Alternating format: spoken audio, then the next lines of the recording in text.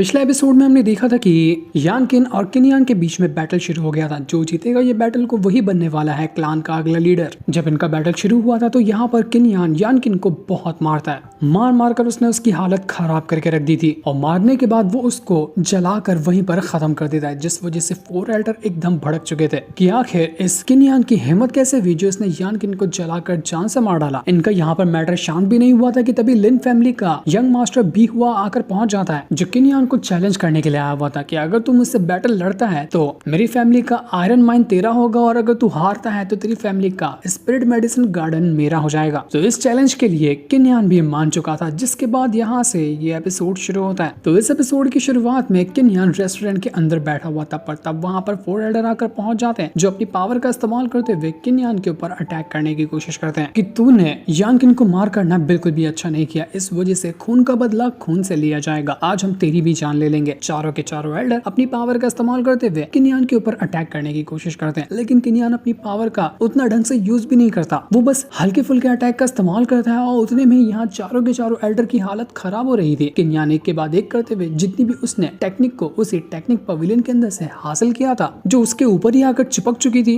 वो उनमें से कुछ को टेक्निक का इस्तेमाल करता है। जैसे उनमें से उसने एक टेक्निक का इस्तेमाल किया था जिसका नाम था हेवन डिस्ट्रॉइंग फीस्ट, और जैसे उसने एक घसीट के पंच एक एल्डर को देकर क्या मार दिया था कि वो एल्डर दूर जाकर फेंका जाता है, मानो उसकी हड्डियां टूट गई हो। तो ये देखकर ग्रैंड एल्डर दंग रह चुका था कि ये क्या हुआ, इसके पास हेवन डिस्ट्रॉइंग फीस्ट टेक्निक कैसे आ गई, वो भी ऐसा नहीं कि इसने हाल फिलहाल कल्टीवेट किया हो, ऐसा लग रहा है कि वो उसने उस टेक्निक को मास्टर कर लिया। किनयान उसके बाद और भी कुछ टेक्निक का इस्तेमाल करता है जो उसने हाल फिलहाल ही सीखा था। वो सीखा ही नहीं था बल्कि हर एक टेक्निक को मास्टर कर चुका था, इस वजह से उसको हल्का फुल्का ही अटैक करने की जरूरत होती और उसकी टेक्निक जो थी वो इतना फास्ट तरीके से बाहर निकलती कि चारों एल्डर की हालत खराब हो चुकी थी। उनको यकीन ही नहीं होता कि ये क्या हुआ किनयान के साथ, ये हर टेक्निक के परफेक्शन पे कैसे पहुंच चुका है। अभी एक हफ्ते पहले तो हम इनसे मिले थे, ये उतना ज्यादा स्ट्रॉन्ग नहीं था, एक हफ्ते के अंदर क्या कर लिया इसने जो इसकी पावर इतना धड़ल्ले से बढ़ रही है और हर टेक्निक के ऊपर इसका कंट्रोल इतना स्ट्रॉन्ग है कि मानो ये जमाने से ये टेक्निक सीख रहा हो। किनयान एक के बाद एक करते हुए चारों एल्डर की बजा डालता है। उनको यकीन ही नहीं होता कि वो अपनी आंखों से क्या देख रहे हैं। सबसे छोटू एल्डर जिसकी हाइट सबसे ज्यादा कम थी, वो अपनी पावर का इस्तेमाल करते हुए खुद को सबसे बड़ा बना लेता है और उसके बाद पैर से दबाने की कोशिश कर रहा था किनयान को, ये कहते हुए कि तूने आखिर सारी की सारी टेक्निक पवेलियन की टेक्निक को कैसे सीख लिया एक बार के अंदर, तू इंसान है कि शैतान है, तेरे पास इतनी पावर आई कहां से। तो किनयान कहता है कि बस अभी मामूली से टेक्निक का इस्तेमाल किया था, तुम तो इतने में ही डर गए, सोचो जरा मैं अपनी जब फुल पावर का इस्तेमाल करूंगा तो तुम लोगों का क्या हाल होगा। इसके बाद तो वो उस मोटू और लंबे एल्डर को 7 स्टार फिंगर टेक्निक का इस्तेमाल करते हुए उसकी बजा डालता है। जितना उसने छोटू से अपने आप को बड़ा किया था वो गुब्बारे की तरह फटकर वापस से बौना हो जाता है। सारे एल्डर की हालत खराब हो चुकी थी, तब ग्रैंड एल्डर बीच में आता है और वो भी यहाँ पर अपनी पावर का इस्तेमाल करते हुए किनयान के ऊपर अटैक करने की कोशिश कर रहा था, पर फिर भी कोई फायदा होता नहीं। सारे के सारे एल्डर ने अपनी पूरी जान लगा दी थी, फिर भी किनयान अकेला इन सभी की बजाया जा रहा था।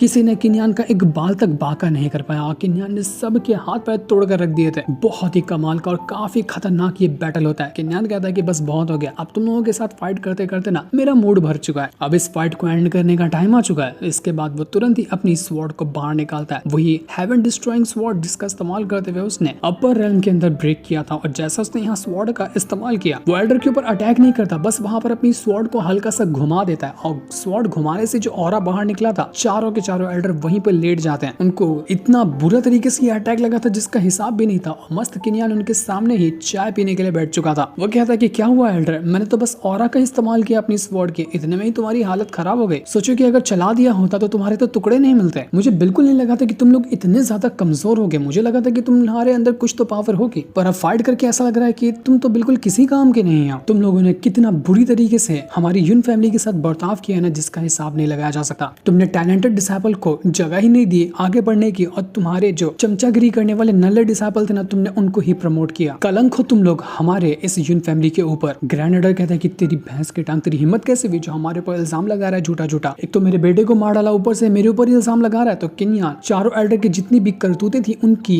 लिस्ट एक किताब में लिखता है, वो किताब फेंक कर जैसे ग्रैंड एल्डर को मारता है, बेचारे ग्रैंड एल्डर के गर्दन की हड्डी टूट जाती है। किनयान कहता है कि तुम लोगों के पापों का घड़ा ना इसी किताब के अंदर लिखा हुआ है, ध्यान से पढ़ते जाना, 24 घंटे से भी ज्यादा लगेगा। बोना एल्डर कहने लग जाते कि तुझे पता है अगर मैं एक इशारा करूँ तो मेरे सारे के सारे एलीट डिसाइपल आएंगे और तेरी वाट लगा देंगे। अभी बुलाता हूँ अपने सभी एलीट डिसाइपल को, जिनको तू हमारे चमचे कह रहा है ना, वो लोग कितने ज्यादा स्ट्रॉन्ग है तुझे अब पता चलेगा। पर बेचारा अपना सेंटेंस पूरा भी नहीं कर पाया था कि तभी वो पूरा का पूरा महल टूटता है और अंदर से बारिश होने लग गई थी उसके सारे के सारे एलीट डिसाइपल की, जो सभी बाहर पहले से मौजूद थे। लेकिन अंकल युनमेंग ने उन सभी की धज्जियां उड़ा कर रख दी, उनको जान से मार डाला था अंकल युनमेंग ने।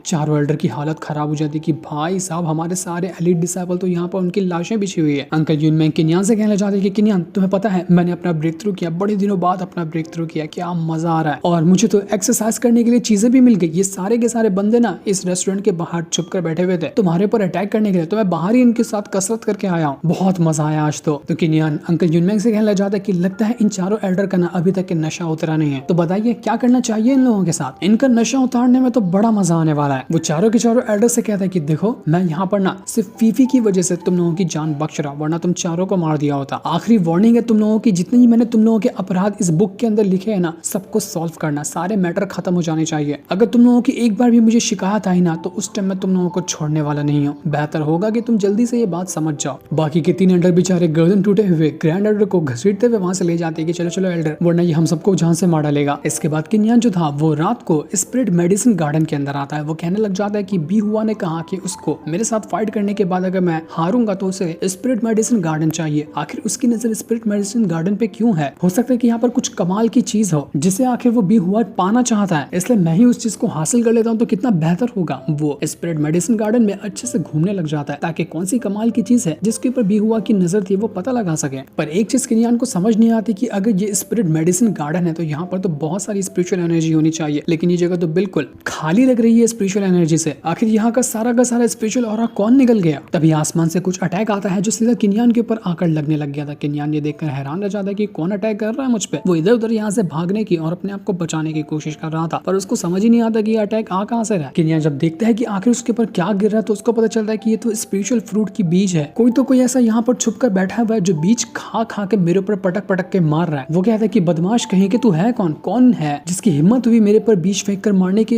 इज्जत से सामने आ जा वरना तेरे लिए अच्छा नहीं होगा। जो ऑरा यहाँ पर किन्यान महसूस कर रहा था उसको ऐसा लगता है कि ये ऑरा बिल्कुल वैसा ही है जिस तरह की बीस्ट ने मुझ पर अपर रेलम के ऊपर अटैक किया था जब मैं वहां से भागने की कोशिश कर रहा था। कहीं ऐसा तो नहीं कि वही बीस्ट यहाँ पर आ गया हो, मेरे साथ साथ पोर्टल के जरिए वो भी मॉडल रेलम के अंदर पहुंच गया होगा। वो उससे कहना चाहते कि क्या हुआ दोस्त, तू भी यहाँ मॉडल रेलम के अंदर आकर फंस चुका है क्या? जब तू मेरी वजह से यहाँ पर आ ही गया तो मुझसे शर्मा क्यों रहा है? आजा मेरे सामने ही आजा। बहुत बुरा हाल किया था तूने मेरा वहाँ अपर रेलम के पोर्टल के पास, तेरा तो यहीं पे गेम बजाऊंगा। तूने यहाँ पर आया ही नहीं बल्कि हमारी स्पिरिट मेडिसिन गार्डन के सारे हर्ब्स निकल लिए, तेरे अंदर से सारे हर्ब्स निकालूंगा। तभी यहाँ पर कोई स्पिरिचुअल ऑरा महसूस ही नहीं हो रहा था, सबका सब तू निकल गया है। लेकिन वो बीस्ट आता तो नहीं सामने बल्कि और ज्यादा खतरनाक अटैक किन्यान के ऊपर करना शुरू कर देता है। वो किन्यान की जान लेने की कोशिश कर रहा था लेकिन किन्यान भी अपनी पावर का इस्तेमाल करते हुए उससे बच रहा होता है। इसके बाद हम आसमान के अंदर उस बीस्ट की आंखें देख पाते हैं जो कि बहुत ज्यादा खतरनाक लग रहा था और ये वही बीस्ट होता है जिसका किन्यान ने अंदाजा लगाया था। वो यहाँ पर अपनी थंडर पावर का इस्तेमाल करते हुए किन्यान को जान से मारने की कोशिश में लगा होता है, लेकिन किन्यान उसके सब अटैक को रोके जाता और अपनी लाइटनिंग पावर का इस्तेमाल करते हुए उसके ऊपर अटैक देकर मारना शुरू कर देता है। कुछ अटैक के अंदर ही उस बीस्ट की हालत खराब होने लग गई थी। किन्यान उस बीस्ट से था बहुत ज्यादा गुस्से में, तो वो अपना पूरा का पूरा गुस्सा उसी के ऊपर उतार रहा होता है जिस वजह से वो बीस्ट भड़क चुका था। वो और ज्यादा गुस्से में किन्यान के ऊपर अटैक करने की कोशिश करता है लेकिन किन्यान के सामने उसका टिकना काफी मुश्किल था। जब किन्यान ने मार मार कर उसकी हालत खराब कर दी थी तो जितने भी बचे हुए हर्ब्स वगैरह यहाँ मौजूद थे वो उन सभी की भी एनर्जी को निचोड़ रहा होता है ताकि वो बीस्ट अपने आप को रिकवर कर सके। किन्यान कहता है कि तेरी हिम्मत कैसे हुई? एक तो ज्यादातर हर्ब्स तू चुरा ही लिया, बचे कुछ की भी तू स्पिरिचुअल एनर्जी निचोड़ रहा है, तुझे मैं छोड़ूंगा नहीं। मुझे जल्द से जल्द तुझे मारना होगा, इससे पहले कि तू हमें पूरी तरह से बर्बाद करके रख दे और इस मेडिसिन गार्डन को सुनसान गार्डन बना कर रख दे तू। किन्यान थोड़ा दूर आता है और अपनी पावर को और ज्यादा बढ़ाने की कोशिश कर रहा था ताकि एकदम खतरनाक अटैक देकर मार सके वो इस बीस्ट के ऊपर। लेकिन जैसे वो अपनी पावर को एक्टिवेट करने की कोशिश करता है वो ढंग से उसको एक्टिवेट ही नहीं कर पा रहा था। उसको पता चलता है कि अरे यार उन 4 एल्डर से फाइट करने की वजह से ना काफी सारी एनर्जी को मैं खो चुका हूँ, मुझे थोड़ा सा टाइम लगेगा रिकवर करने के लिए, उसके बाद ही मैं इस बीस्ट की जान ले सकता हूँ। बड़ी मुसीबत हो गई इसकी, गलत टाइम पे इसने एंट्री मारी तो कोई अटैक रेडी ना होने की वजह से किन्यान बची कुछ जो अपनी पावर थी उसकी मदद से अपनी स्वॉर्ड को समन करता है और उसकी मदद से वो एक बहुत ही स्ट्रॉन्ग फॉर्मेशन क्रिएट कर चुका था जो फॉर्मेशन उसकी स्वॉर्ड से ही बना होता है। और अब यहाँ पर ये फॉर्मेशन इतना स्ट्रॉन्ग था कि वो सीधा का सीधा अटैक देकर मार देता है उसी बीस्ट के ऊपर, जिस वजह से बीस्ट कुछ टाइम तक तो ये अटैक को हैंडल करता है लेकिन उसके बाद वो गुब्बारे जैसा फट चुका था। उसने इतनी एनर्जी एनर्जी भर लिया था अपने अंदर कि वो एकदम गुब्बारे जैसा बन चुका था और जैसे ही स्वॉर्ड का अटैक लगा वो फट गया। पर ये करने से किन्यान की जो बची कुछ एनर्जी थी वो भी खत्म हो जाती। वो बिल्कुल खुद में कमजोरी महसूस कर रहा था। वो कहने लग जाता है कि मुझे जल्द से जल्द खुद को रिकवर करना पड़ेगा। उसी के साथ साथ जब मैंने अपनी स्वॉर्ड की फॉर्मेशन को एक्टिवेट किया है ना, इसने मेरी और ज्यादा एनर्जी को खींच लिया। उसे खून की उल्टियां होने लग गई थी। इसके बाद वो देखने लग जाता है कि आखिर वो मॉन्स्टर गया कहाँ। मर तो गया होगा ना, कि अभी भी वो जिंदा ही है। तब उसको दिखाई देता है वहां पर एक छोटू सा बड़ा क्यूट सा मॉन्स्टर, जिसके बेचारे के सर चकरा रहे थे गुब्बारे जैसा फटने की वजह से। उसको होश ही नहीं था कि मेरे साथ क्या हो गया।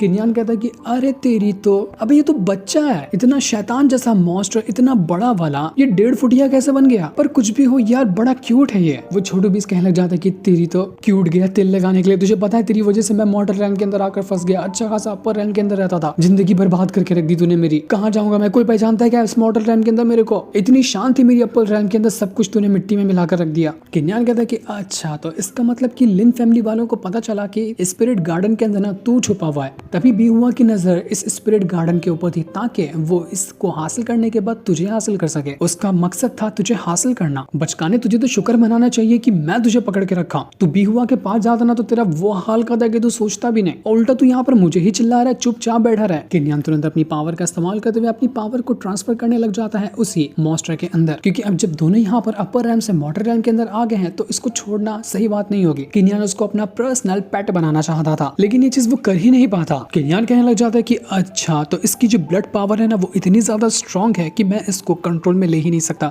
ये बीस्ट जो है ना, ये बना है केओस पावर से, और जो भी चीज केओस पावर से बनती है ना, उसको ना तो कभी उसको गुलाम बनाया जा सकता है, ना उसको अपना पेट बनाया जा सकता है। ये अगर मेरे साथ रहेगा तो ये अपनी मर्जी से रह सकता है, मैं उसको अपनी मर्जी से अपने साथ नहीं रख सकता। इतनी खतरनाक चीज है ये। तो इस चीज को देखकर वो बीस्ट कहने लग जाते कि चल चल किन्यान, फटाफट से मुझसे माफी मांग। देख लेना, आप उनके सामने झुक कर रहना पड़ता है। तू मेरे को कभी अपना गुलाम नहीं बना सकता, अपन बिल्ला डॉन है। पर किन्यान कहता है कि ऐसे कैसे तुझे जाने दूंगा, तुझे छोड़ने वाला थोड़ी ना हूं मैं। वो तुरंत अपनी पावर का इस्तेमाल करते हुए अपनी एक बहुत ही खतरनाक सील टेक्निक का इस्तेमाल करता है, जिसकी मदद से वो यहाँ पर उस बिल्ले को सील करके रखेगा। इस वजह से वो बिल्ला कहीं पर भी नहीं भाग पाएगा, चाहे कितनी भी कोशिश क्यों ना कर ले, उसको किन्यान के साथ रहना ही पड़ेगा। वो बिल्ला कहता है कि तूने मुझे बर्बाद करके रख दिया। ये तेरे पास इतनी खतरनाक सील टेक्निक कहाँ से है, तूने कहाँ से चुराया इसको। किन्यान कहता है कि अब तुझे हमेशा से मेरी बात माननी पड़ेगी, तू मुझे छोड़कर कहीं नहीं जा सकता। तुझे पता है, अगर मैं यहाँ पर मरने वाला भी क्यों ना रहूं ना, तब भी तू इस टेक्निक से आजाद हो ही नहीं सकता। मैंने तेरे ऊपर इंपीरियल सील लगाया है। बहुत टाइम पुराना एक एम्परर हुआ करता था जिसने भी अपने एक बीस्ट के ऊपर इंपीरियल सील लगाया था, और जब उसके मरने के दिन आए ना एम्परर के, तो उसने अपने बीस्ट की सारी जिंदगी छीन ली और अपनी लाइफ को बढ़ा लिया। उसका बीस्ट मर गया। यही काम मैं तेरे साथ करूंगा। जब मेरा बुढ़ापा आ जाएगा, मैं तेरी पावर छीन कर अपनी जिंदगी बढ़ाऊंगा और तुझे बूढ़ा कर दूंगा। बिल्ला कहता है कि छोड़ दे यार, मुझे छोड़ दे। एक तो मेरी जिंदगी तूने वैसे ही बर्बाद करके रखा, और कितना बर्बाद करेगा मुझे। मेरे तो लग गए, कहाँ मुसीबत में आकर पड़ गया। मुझ क्यूट से बिल्ले के ऊपर तुझे तरस नहीं आता क्या? मुझे क्या कर रहा है तू? लेकिन किन्यान छोड़ता ही नहीं। इंपीरियल सील से वो उसको पूरी तरह से जकड़ चुका था। अब यहाँ पर वो बिल्ला उसके कंट्रोल से जा ही नहीं सकता। ना चाहते हुए बिल्ले को उसकी सारी बात माननी पड़ेगी। और उस बिल्ले का स्पिरिट कोर जो होता है वो किन्यान के पास आ चुका था, क्योंकि अब जब स्पिरिट कोर उसके पास है तो बिल्ला चाहकर भी उसके खिलाफ नहीं जा सकता। यही तो किन्यान करना चाहता था, जिसमें वो कामयाब भी रहा। किन्यान कहता है कि मैं तुझे गुलाम की तरह ट्रीट नहीं करूंगा। अगर तू मेरे साथ अच्छे से रहता ना तो तुझे दोस्त की तरह रखूंगा। मैं तेरा ब्रेक थ्रू करने में भी हेल्प करूंगा, तेरी पावर को भी बढ़ाने में हेल्प करूंगा। तो ये सुनकर बिल्ला कहता है कि सच कह रहा है तू? फिर तो अपन तेरे साथ रहने के लिए तैयार है। दो भाई दोनों तबाही मचाएंगे। क्या कहता है बिडू? सही कह रहा है ना? तो किन्यान उसको गुदगुदी लगाते हुए कहता है कि हाँ हाँ बिल्ले तो सही कह रहा है, तू मेरे आपसे जिगरी यार है। अपन दोनों दोस्त बन गए एकदम, वो भी पक्के वाले। इसके बाद अंकल जुनमेंग जो थे वो किन्यान के पास आते हैं और उसको एक डब्बा देते हुए कहते हैं कि किन्यान, इसमें वो सारे के सारे मटेरियल है जिसकी तुमने मुझे लिस्ट दी थी लाने के लिए। मैं सब ले आया हूँ, देख लो एक बार अगर चेक करना हो तो। किन्यान कहता है कि मुझे आपके ऊपर ट्रस्ट कैसे नहीं होगा, आपको जो मैंने कहा है आपने बिल्कुल सही लाया होगा, आप बेफिक्र इसको यहाँ पर रख सकते हैं।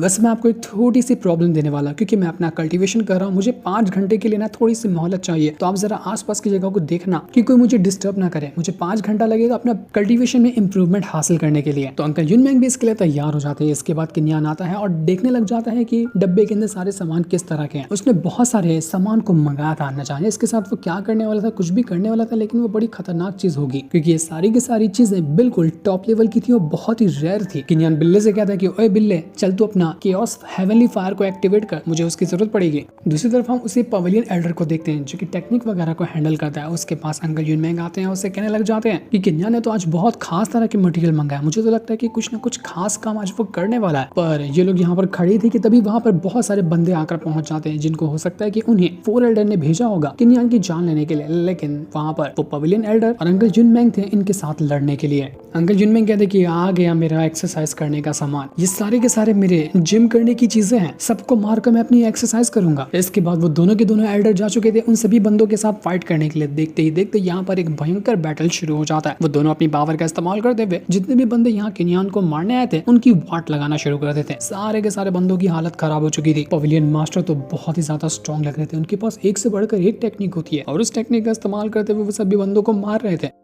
वो तो अपनी पावर यूज कर ही रहे थे, उसी के साथ साथ वो अंकल युनमेंग भी उनकी वाट लगाने को तैयार थे। काफी खतरनाक बैटल यहाँ पर शुरू हो चुका था, दोनों तरफ से लोग एक दूसरे की जान ले रहे थे। पर अंकल युनमेंग तो देखते ही देखते कितने लोगों की लाशें बिछा कर रख दी थी। कुछ ही टाइम के अंदर पूरा सन्नाटा छा जाता है और सारे के सारे बंदे मारे जा चुके थे। यहाँ पर बैटल खत्म हुआ था तो वहीं किन्यान जो था वो अभी भी उसी सामान को बनाने में लगा हुआ था जो उसने मंगाया था, और वो बिल्ला जो होता है वो अपनी केओस फायर पावर का इस्तेमाल करते हुए किन्यान को वो पावर दे रहा था और किन्यान भी अपनी पावर को मर्ज करते हुए एक बहुत ही खतरनाक फ्लैग बना रहा होता है। बिल्कुल जिस तरह से वांगलिन इस्तेमाल किया करता है ना, उसी टाइप का ये फ्लैग लग रहा था और ये दोनों मिलकर बहुत सारे मटेरियल की मदद से इस फ्लैग को तैयार कर रहे थे ताकि ये फ्लैग और ज्यादा स्ट्रॉन्ग बन जाए, जिसके बाद हो सकता है कि किन्यान इसका इस्तेमाल करेगा। काफी देर की मेहनत के बाद ये फ्लैग काफी हद तक के तैयार भी हो जाता है। बिल्ला कहता है कि यार मैं थक गया, अब मुझसे और काम नहीं होगा, अब मुझे तू आराम दे दे। तो किन्यान जो था वो अपने पास से एक टेक्निक का स्क्रोल बाहर निकालता है जिसके अंदर एक खास तरह की टेक्निक लिखी थी और उसको वो मर्ज करना चाह रहा था उसी फ्लैग के साथ। तो उस टेक्निक की जो सारे के सारे स्पेल्स वगैरह थे वो जाकर मर्ज होने लग जाते हैं उसी फ्लैग में। इस टेक्निक का नाम था कोलिजन ड्रैगन, जो कि बहुत ही मिस्टीरियस टेक्निक लग रही थी और देखते ही देखते जैसे वो दोनों चीज आपस में मर्ज हो रही थी, इतना भयंकर फिनोमेना वहाँ पर क्रिएट हो रहा था जिसका कोई हिसाब भी नहीं लगाया जा सकता। कमरे के बाहर पवेलियन एल्डर और अंकल युनमेंग दोनों आपस में बातें कर रहे होते हैं। वो कहने लग जाते हैं कि यार किन्यान तो बड़ा बदल गया है, वो बहुत ज्यादा एक्स्ट्राऑर्डिनरी बंदा बन चुका है, जिस किन्यान को हम जानते थे अब वो वैसा नहीं रहा। तभी कमरे के अंदर से बहुत ही भयंकर पावर बाहर निकल कर आती है, क्योंकि वो फ्लैग तैयार हो रहा था तो उसकी पावर कमरे को फाड़ कर बाहर आ रही थी। पवेलियन एल्डर तो ये चीज देखकर बिल्कुल दंग रह चुके थे कि ये तो बहुत खतरनाक चीज है, आखिर किन्यान अंदर कर क्या रहा है, क्या चीज वो बना रहा है, कुछ समझ में नहीं आ रहा। जो फॉर्मेशन इसने अभी तैयार किया है ना वो इतना स्ट्रॉन्ग है कि हमारी पूरी की पूरी सिटी के अंदर कोई भी इतना पावरफुल फॉर्मेशन बना ही नहीं सकता। पूरा का पूरा जो सिटी था, पूरे सिटी की जितनी भी स्पिरिचुअल ऑरा से भरी हुई चीजें होती है ना, वो सारी की सारी उस फॉर्मेशन के अंदर जाकर मर्ज हो रही थी, जिस वजह से वो फॉर्मेशन इतना स्ट्रॉन्ग हो रहा था उसका हिसाब भी नहीं लगाया जा सकता। अंकल युनमेंग कहने लग जाते कि यार अब न जाने कितने सरप्राइजेस और बचे हैं जो किन्यान हमें दिखाएगा। वो इतने चीजें दिखा चुका है ना कि हमें यकीन ही नहीं होता कि वो कितना कमाल का बंदा है। दूसरी तरफ हम बीहुआ को देखते हैं, वो बहुत ज्यादा गुस्से में था, वो अपना ब्रेक थ्रू कर चुका था। वो कहने लग जाता है कि मेरे हाथ में ना ये पर्पल फ्रॉस्ट स्वॉर्ड है, मैंने अभी तक इस स्वॉर्ड का इस्तेमाल किसी के ऊपर नहीं किया था, इसको बचा कर रखा है तेरे लिए कि जैसे हम दोनों का बैटल शुरू होगा ना, इसी स्वॉर्ड का इस्तेमाल करते हुए काट डालूंगा तेरे को। बहुत बेइज्जती की थी ना तूने मेरी सबके सामने, अब मैं तेरी बेइज्जती करता हूँ, तुझे तो मैं छोड़ूंगा नहीं, बस तैयार है ना उस बैटल के अंदर मरने के लिए, तेरी मौत मेरे हाथों लिखी हुई है। मुझे तो बस उस बैटल वाले दिन का इंतजार है कि कब हम दोनों की फाइट होगी और कब तेरी लाश बिछेगी। मैं तुझे नहीं मार दिया ना तो मेरा नाम भी बीहुआ नहीं। इसके बाद हमें 7 दिन बाद का सीन दिखाया जाता है जहाँ पर बैटल शुरू हो चुका था किन्यान और बीहुआ का। बैटल शुरू ही क्या हुआ था कि शुरू करते साथ ही किन्यान उसको ऐसा लात मारता है कि बीहुआ धूल चाटते बैठा हुआ था, वो जमीन से हिल ही नहीं पा रहा था। किन्यान कहने लग जाते कि क्या हुआ, यही तैयारी करके आया था, तू तो खड़ा भी नहीं हो पा रहा, मुझे लगा तू यानकिन से कम थोड़ा तो ज्यादा स्ट्रॉन्ग होगा, लेकिन तू तो उससे भी नल्ला निकला, उसने कम से कम ट्राई तो किया था, तू तो ट्राई किए बगैर तू अपनी पैंट गीली कर चुका है। चारों के चारों जो एल्डर थे ये चीज देखकर बिल्कुल दंग रह चुके थे कि भाई साहब ये क्या देख रहे हैं हम लोग अपनी आंख से, इसने तो ऐसी बेइज्जती की है इस बीहुआ की कि इसने सपने में भी नहीं सोचा होगा। ये तो बहुत ज्यादा स्ट्रॉन्ग बन चुका है, इसकी मार तो अभी तक की मुझे याद है, लेकिन जब हम इससे मार खाए थे उस टाइम इतना ज्यादा स्ट्रॉन्ग था जितना कि उससे ज्यादा अब बन चुका है। ऐसा लगता है कि ये डेली 50-50 रैंक को ब्रेक थ्रू करता है। बीहुआ यहाँ पर अपनी पावर का इस्तेमाल करते हुए किन्यान के ऊपर अटैक करने की कोशिश करता है, लेकिन उसका कोई फायदा होता नहीं। किन्यान के ऊपर अटैक करना उसके लिए नामुमकिन लग रहा था। उसके पास ज्यादातर आइस पावर थी तो वो अपनी आइस पावर का इस्तेमाल करते हुए किन्यान को मारने में लगा हुआ था, लेकिन किन्यान अपनी फायर पावर का इस्तेमाल करते हुए उसको बहुत मारता है और मार कर उसने वापस से उसका मुंह जमीन पे रख दिया था और उसके मुंह के ऊपर वो पैर रखकर खड़ा होता है कि बोल बे बचकाने, फिर से खड़ा हो गया क्या मार खाने के लिए, या तू अभी हार मानने को तैयार है, क्योंकि तेरी औकात नहीं कि तू यहाँ पर खड़ा हो सके, जितनी बार खड़ा होगा मेरे जूतों से मैं तुझे वापस से पटक दूंगा। किन्यान बीहुआ की स्वॉर्ड ले लेता है, उसे कहने लग जाता है कि अच्छा ये तो पर्पल फ्रॉस्ट स्वॉर्ड है ना, बड़ी कमाल की है, लेकिन तेरा लायक की नहीं है, तू इसको ढंग से चला ही नहीं सकता, क्योंकि इसकी मदद से तूने मुझ पर एक अटैक भी नहीं किया,